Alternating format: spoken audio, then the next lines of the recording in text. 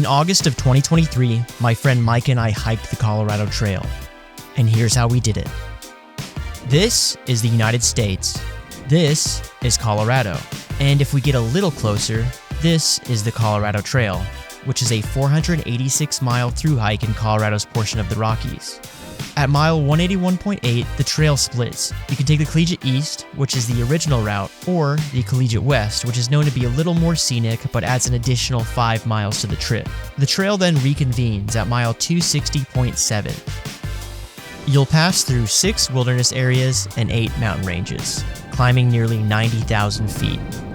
The average elevation of the trail is 10,300 feet, with the highest point at 13,271 feet.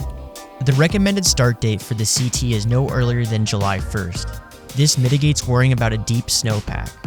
The recommended finish date is no later than September 30th, again, so you can avoid a major issue with the snow. ColoradoTrail.org is a fantastic resource that will tell you all you need to know about the trail. Also, I found the Colorado Trail subreddit to be super helpful with folks asking specific questions and sharing their experiences. You can buy the official guidebook for $28.95 and have a hard physical copy with you. Or, download the Far Out app and have a digital map that works offline for $24.99. It shows your location, you can leave comments, mark notable areas, leave notes. It's great for seeing what people are saying about upcoming water sources and landmarks on the trail. All right, so here's Denver. We're going to start right here. Waterton Canyon Trailhead, which is the northern terminus. Making our way along the trail, we're going to see places like Bailey, Breckenridge, Frisco, Leadville, Twin Lakes. Then we're going to end up taking the West Collegiate, pop down here, end up going right through Gunnison, and then 491 miles later, we'll find ourselves at the Junction Creek Trailhead in Durango. And so, our journey begins. We start at Waterton Canyon. If you don't have a ride, Uber or Lyft will be your best option. The ride from Denver International Airport can take 40 to 50 minutes. This is actually my first thru hike. I've done some day hikes here and there, but nothing significant. I served in a light infantry unit while I was in the Army, where I spent a lot of time walking in the woods. I don't know if you can really consider that hiking though. It was more training, patrolling, and ruck marching, that sort of thing. Oh crikey, take a look at this fella right here. What a robust male bighorn sheep.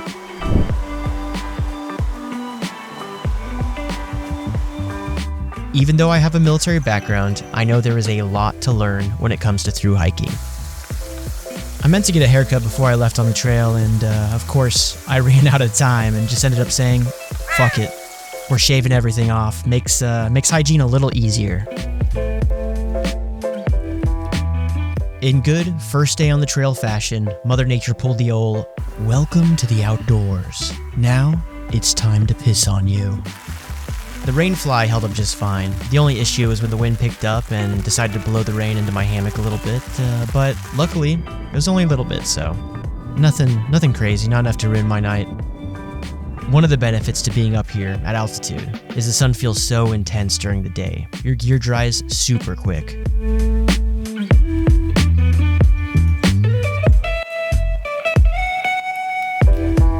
Throughout the trail, cell phone service is a little intermittent. Sometimes you have it, other times you don't. My man Micah dialed in, always trying to find that cell phone service so he can check in with this girl.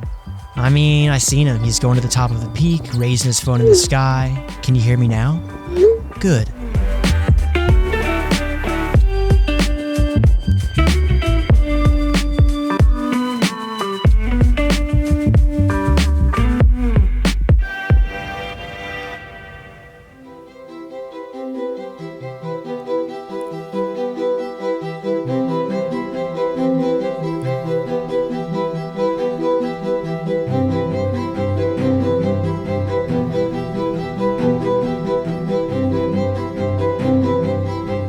The first couple of sections of the trail are known to be pretty hot. That means a lot of sweating and potential loss of fluids. That evening after we set up camp, I went to take care of some business. I dig my hole, squat down, and as I begin to excrete, my abs contract and start to cramp. I am now stuck in the squat position. Shorts around my ankles, bare ass, brown hanging out the back door, fighting this cramp. I survived, I made it, But look, what I'm trying to say is hydration and electrolytes are important, especially if you're coming from sea level to altitude.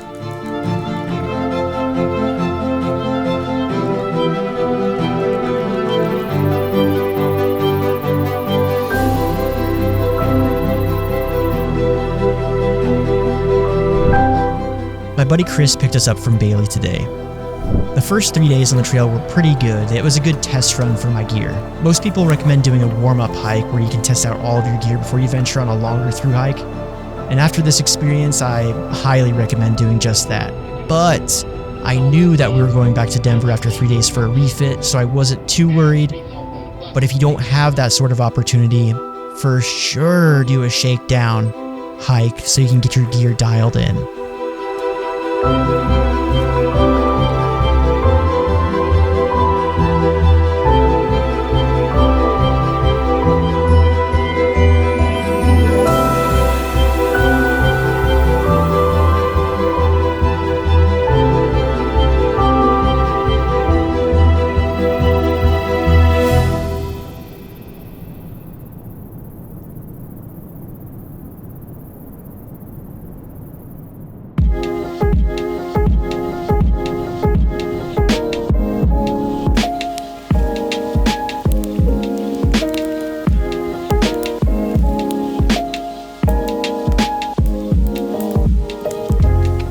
How was your poop this morning?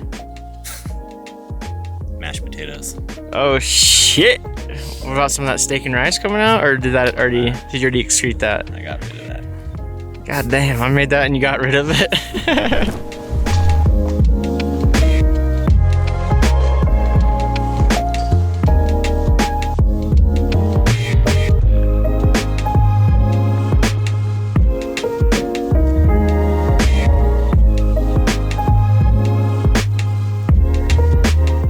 Today was an interesting day because we kind of had a time hack. We had to arrive at Kenosha Pass at a certain time because Micah's friends James and Sarah, they were doing some trail magic there, and trail magic is where you bring snacks, maybe some food, sit there with a cooler, then any thru hikers that go by, you hook them up. You're like, hey, you want some food? Free stuff, right? So that's trail magic. So that was James and Sarah, awesome people.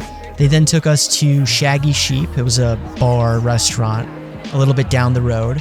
And we had a couple drinks there, had some lunch. We were only 5 days in. We had 2 drinks. I had a Bloody Mary and I had a canned wine.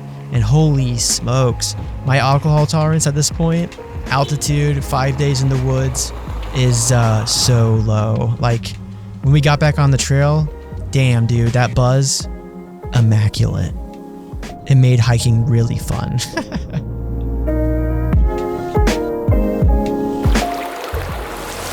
All right, time to get the toesies a little crispy, okay? Get close up, get close up. I'm trying to get on Feet Finder. Oh yeah! What do you think? Feels good on the ankles, honestly. It's cold, real cold, but you can see my tan line. First tan that I've ever gotten in my life. Bro. Your mild burn line. Yeah.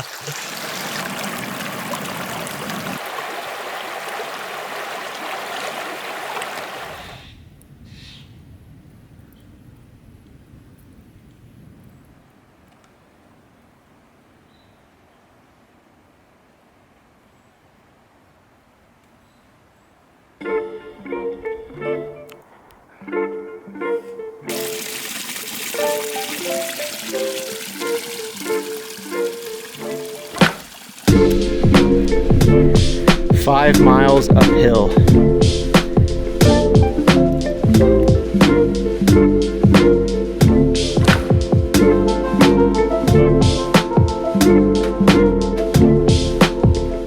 I threw the drone up because I wanted to get a nice shot of this big boy, and then, oh man, those winds were howling. It just takes the drone. The drone ended up going about 200-300 feet away. I had to get it super low above the ground in order to get it to fly back to me. Man, those winds were really pushing it. And then we heard this.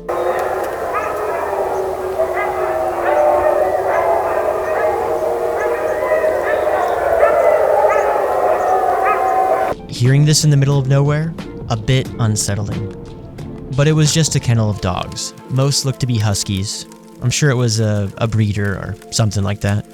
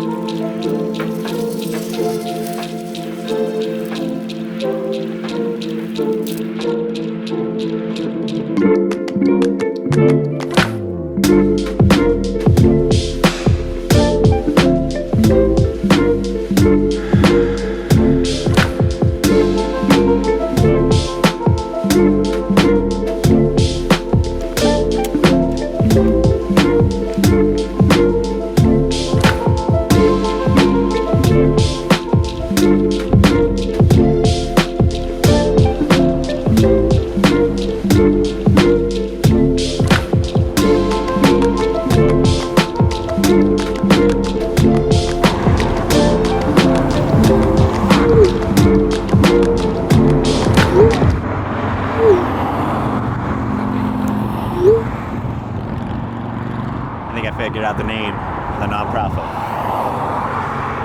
Soft Track. Oh. More on Soft Track later. 3 days. We end up taking a 0 in Denver. When you take a 0, you're not gaining any mileage towards the end of the trail. It's a day to rest, recover, and enjoy where you're at. The idea of us going back home was to limit spending by leveraging our local network.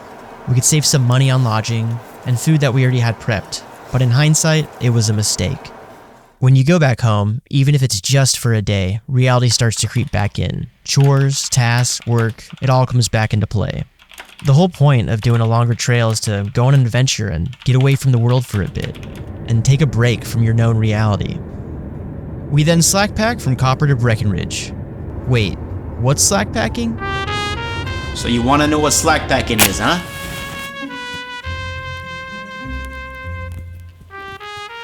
Slack packing's when you only carry the essentials. Food, water, maybe some of your mother's gabagool.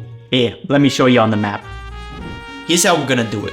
Point A, where we left off yesterday. And point B, where we'll start today.